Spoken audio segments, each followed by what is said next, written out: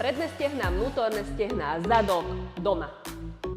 Chytíme jednu jednoručku, ideme predné stehná, kotúč, postavíme sa na kotúč, čiže budeme mať špičky dole na zemi a päty na kotúči. Chytíme jednoručku takýmto spôsobom, nie tu, ale pekne tu, opriem si o hrudník, dopredu sa pozerám, nepadám dole a vystretý chrbát. Pomaly dole, naťahujem si predné stehna, bum. Pomaly dole, dopredu sa pozeraj, kolená od seba. Pomaly dole, ideme vnútorné stehná, kotúč, nebudeme potrebovať jednoručka. Jednoručka je takto pred nami, dáme širší postoj ako sumodrepy.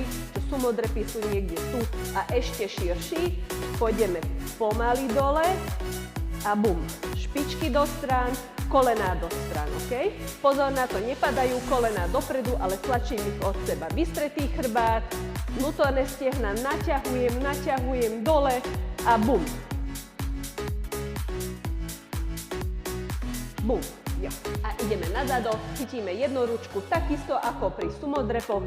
Dáme trošku užší postoj, špičky do strán, dole sa nakloním, dole sa pozerám, vystretý chrbát, lopatky stlačam k sebe, idem dole pekne, naťahujem zadok, vystretý chrbát, kolená od seba a šup. Tu, pomaly a šup. Ešte raz. Čaute.